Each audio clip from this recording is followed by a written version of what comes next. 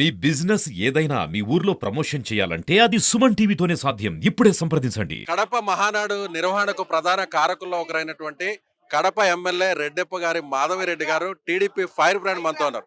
ఏంటి madam, Mahanadu success అయింది అనుకోవచ్చా? బాగున్నారా? అవునండి మేడం. మీరు నన్ను ఇంటర్వ్యూ చేశారు. అవును. సో ఎన్నికలకు ముందు మీరు గెలుస్తారని మేము చెప్పాము, మీరు గెలిచారు. సో మొత్తానికి మహానాడిని ఫస్ట్ ఇయర్ ఇక్కడ తీసుకొచ్చారు. డెఫినెట్ గా ఈరోజు ఉమ్మడి కడప జిల్లాలో 7 స్థానాలని తెలుగుదేశం పార్టీ సాధించుకుంది. దానికి బహుమతిగా కడప జిల్లాలోని వాసులందరికీ ఈ యొక్క మహానాడుని మా ముఖ్యమంత్రి గారు బహుమతిగా ఇచ్చారు.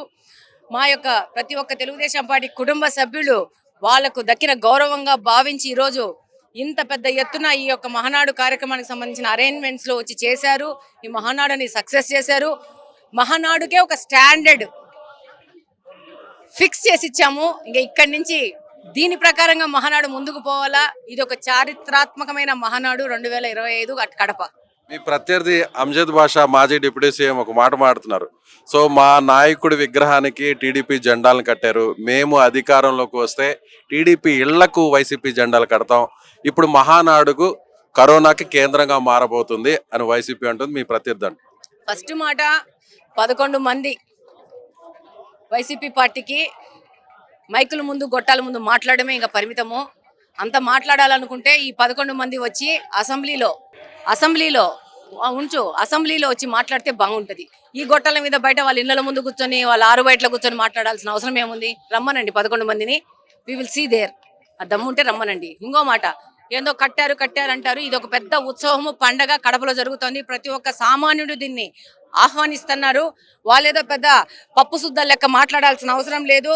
వాళ్ళ యొక్క నాయకుడు ప్రోగ్రాం జరిగినప్పుడు ఎన్టీఆర్ గారి మీద ఎలా కట్టారు, గురువిందా తన నలుపు చూసుకోదంట, గురువింద గింజ తెలుసా సూక్తి?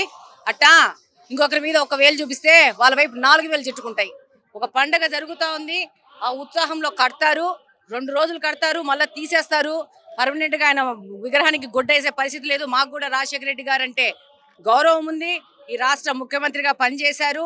వాళ్ళకి ఎంత ఉందో గౌరవం, కానీ అంతకంటే ఎక్కువ గౌరవము యాజ్ ఏ సామాన్యుడిగా మాకు కూడా ఉంది రాజశేఖర రెడ్డి గారి మీద. కానీ ఆయన కొడుకు మీద లేదు, ఆ పార్టీలో గెలిచిన వాళ్ళ మీద లేదు, వైసీపీ పార్టీ మీద. అవినీతి చేసి బొక్కిపోయి ఊరికి ఇట్లా మా గొట్టాలు తీసుకొని మాట్లాడుతున్నారు తప్పితే ముందు మన గబ్బు చూసుకొని పక్కన వాళ్ళ గురించి మాట్లాడితే బ్రహ్మాండంగా ఉంటుంది. కడపలో టీడీపీ జెండానే ఎగరవేను అని చెప్పి గతంలో చెప్పారు వైసీపీ నాయకులు, డిప్యూటీ సీఎం కావచ్చు, ఇతర నేతలు కావచ్చు. ఇప్పుడు ఏకంగా ఇక్కడ టీడీపీ మొత్తం రాష్ట్రాన్నే తీసుకొచ్చేసారు మాధవిరెడ్డి గారు, శ్రీనివాసరెడ్డి గారు. అంటే ఏమంటారు? వాళ్ళల్లో ఇప్పుడు మీతో మాట్లాడిన వాళ్ళు ఒకడు మాట్లాడినాడు, నా ఇంటికి వస్తా, ద్వారకా నగర్కి వస్తా, ఏం చేస్తావు అని. ద్వారకా నగర్ కాదు, నీ ఇంట్లోంచి బయటకు వచ్చే పరిస్థితుల్లోనే నువ్వు లేవు. ఈరోజు బయటకు వస్తే నేనేమన్ను, ఎందుకంటే నువ్వు నాకు రోల్ మోడల్ కాదు. జనాలు నిన్ను పరిగెత్తించి కొట్టే పరిస్థితిలో ఉంది. ఈ రోజు కడప అభివృద్ధి కోసం పని చేస్తున్నాము. కడప అభివృద్ధి మాత్రమే ధ్యేయంగా పనిచేస్తున్నాము. సామాన్య పౌరులు నిండా గాలి పీల్చుకొని వాళ్ళ ఉద్యోగాలు కానీ వ్యాపారాలు కానీ ప్రశాంతంగా చేసుకుంటున్నారు. ఇంతకు ముందు ఎవరన్నా ఏదన్నా వచ్చి మాట్లాడాలంటే భయము, ఏం చేస్తారనే భయము. ఆ యొక్క భయమైన వాతావరణంలోంచి ప్రశాంతంగా గాలి పీల్చుకొని ప్రశాంతంగా బతికే వాతావరణాన్ని కడప జిల్లాలో నిర్మించినాము. అదే మా సక్సెస్. నువ్వు ఇంకా ఏమి చేసుకుంటావో చేసుకో, నువ్వు ఇంకా వచ్చేది కూడా లేదు. ఎన్నికలకు ముందు మా ఇంటర్వ్యూలో మీరు ఒక మాట అన్నారు, మిమ్మల్ని ఎంతో అవమానించారు, ఎంతో బాధ పెట్టారు, చివరాఖరికి మీరు కళ్ళల్లో కూడా నీళ్లు పెట్టుకున్నారు. ఇదే మా సుమన్ టీవీ ఇంటర్వ్యూలో కూడా చెప్పారు. మీరు అధికారంలోకి వచ్చిన తర్వాత వాళ్ళని బట్టలు ఊడదీసి రోడ్డు మీద నడిపిస్తాను అంటూ కూడా మీరు ఛాలెంజ్ చేశారు. సో మాధవిరెడ్డి గారు ఆ ఛాలెంజ్ ని నిలబెట్టుకునే అవకాశం ఉందంటారా? ఆల్రెడీ ప్రజలు ఓట్లేసి వాళ్ళ గుడ్డలు ఆల్రెడీ కూడా తీసేసినారు. ఇక మనం ప్రత్యేకంగా పోయి వాళ్ళ గుడ్డలు ఊడదీయాల్సిన అవసరం ఏముంది? వాడు మాట్లాడితే వాడికి పరిస్థితి ఉంటుందని చెప్పి ప్రజలకు తెలియజేసినాము. ప్రజల ద్వారా ప్రజల యొక్క మనసులో ఉన్న మాటను తెలియజేశాము. వాళ్ళకి అందరు బిత్తలు తిరుగుతూ ఉండారు. చేతనైతే 11 మంది వచ్చి అసెంబ్లీలో మాట్లాడమనండి, అప్పుడు మాట్లాడతాం. చివరిగా ఒక ప్రశ్న మేడం, మీరు కార్పొరేషన్ లో మోనోపోలీగా వ్యవహరిస్తున్నారు. సో ఆల్రెడీ మేయర్ ని కూడా అసలు సంబంధం లేకుండా అధికారాన్ని వినియోగించుకొని సస్పెండ్ చేశారంటున్నారు. ఏంటి దాని గురించి ఏంటి? ఒకసారి మొత్తం రాష్ట్ర ప్రజలకి కొంచెం అర్థమయ్యే విధంగా చెప్తారు. మా కడప కార్పొరేషన్ లో కుక్కలకి పిల్లలు పుట్టకుండా టూబెక్టమీ వ్యాస్క్టమీ ఏదో నాకు తెలియదు, అది ఐడియా లేదు. ఆ ఆపరేషన్ చేసి 20 లక్షలు దొబ్బిన పెద్ద మహాగణుడు ప్రథమ పౌరుడు గారు, అవినీతి చక్రవర్తి.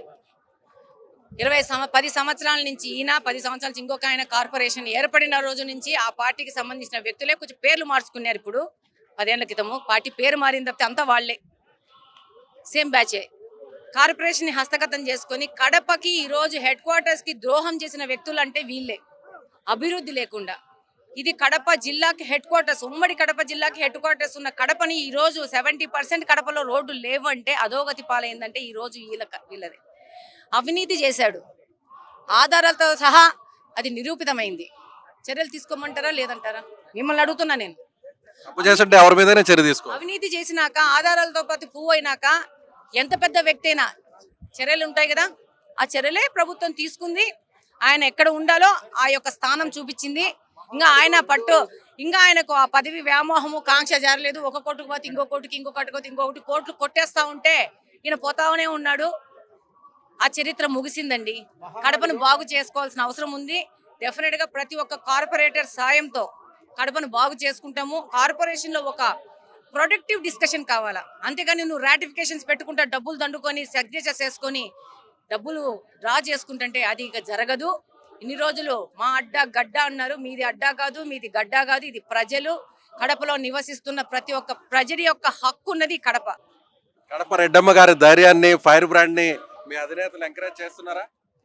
డెఫినెట్ గా చంద్రబాబు నాయుడు గారి ఆలోచనతోనే రాజకీయాల్లో దిగినాము. అంతకంటే ముందు మా భర్తకి ఆలోచన వచ్చింది, ఇక్కడ మహిళను నిలబెట్టాలని. వాళ్ళిద్దరి ఆలోచనతో ముందుకెళ్తున్నాను. వాళ్ళు ఏ విధంగా ఆలోచిస్తున్నారో వాళ్ళ ఆలోచనకు అనుగుణంగా ప్రజాసేవ చేసుకుంటూ ముందుకు పోతాము. వాళ్ళు ఏది ఆదేశించినా దాని ప్రకారం పని చేసుకుంటూ పోతాము. డెఫినెట్ గా మా నాయకులకు, పనిచేసే వాళ్ళకి డెఫినెట్ గా గుర్తింపు ఉంటుంది. మహిళలకు అంతకంటే ఎక్కువ గుర్తింపు ఉంటుంది, యువతకు అంతకంటే ఎక్కువ గుర్తింపు ఉంటుంది. కాబట్టి జై Telugu Desam. Thank you madam, thank you so much. So ఇది కడప ఎమ్మెల్యే రెడ్డప్ప గారి మాధవిరెడ్డి గారి మాటలు.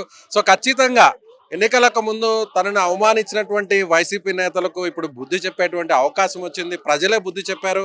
సో ఇప్పుడు ఏదైతే ఎన్టీఆర్ విగ్రహానికి టీడీపీ గతంలో వైసీపీ జెండాలు కట్టినటువంటి వీడియోస్ను కూడా ఆమె చూపిస్తున్నారు. కాబట్టి విమర్శలు చేసే వాళ్ళకి ఈ విషయాన్ని కూడా గుర్తుంచుకోవాలంటూ కూడా ఆమె చెప్తున్నటువంటి మాట. కెమెరామెన్ మహేష్తో విజయ్, సుమన్ టీవీ, కడప, మహానాడు నుంచి.